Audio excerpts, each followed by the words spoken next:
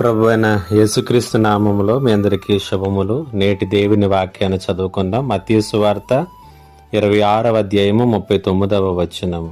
కొంత దూరము వెళ్ళి సాగిలపడి, నా తండ్రి, సాధ్యమైతే ఈ గిన్నె నా యొద్ద నుండి తొలగిపోనిమ్ము, అయినను నా ఇష్ట ప్రకారము కాదు, నీ చిత్త ప్రకారమే కానిమ్మని ప్రార్థించెను.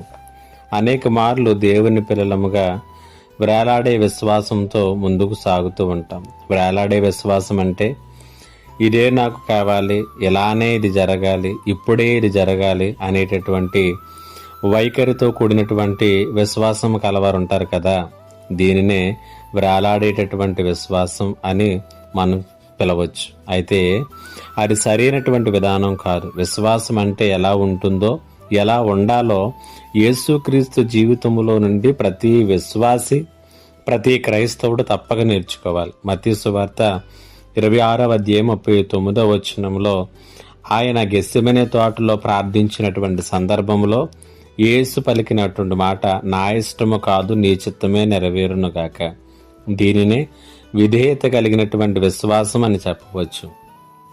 యేసుక్రీస్తు మరణపు అంచున మరణానికి చేరువలో ఉన్నప్పుడు తండ్రి చెంతకు వెళ్ళి విన్నవించుకున్నటువంటి విధానంలో విధేయతతో కూడినటువంటి విశ్వాసాన్ని స్పష్టంగా చూడగలం. కాబట్టి నీ జీవితంలో వేలాడే విశ్వాసం ఉందో, ఊగిసలాడేటటువంటి విశ్వాసం ఉందో, ఇవేవి కూడా సరైనటువంటివి కాదు.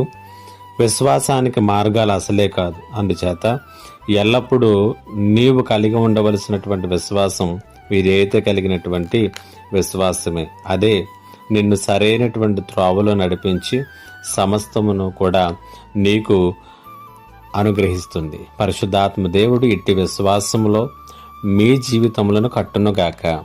ఆమేన్. ప్రార్థన. మహోన్నతుడైన తండ్రి, నీకు వందనాలు. ఈ మాటలు వింటున్నటువంటి వారు ఎలాంటి విశ్వాసంలో ఇప్పుడు వరకు ప్రయాణం చేసినా, ఇకపై ప్రభువైన విధేయతతో కూడినటువంటి విశ్వాసములో వారి ప్రయాణాన్ని ప్రారంభించటానికి నీ శక్తి, కృప అనుగ్రహించమని యేసయ్య నామములో అడిగి వేడుకొనుచున్నాను తండ్రి. ఆమేన్.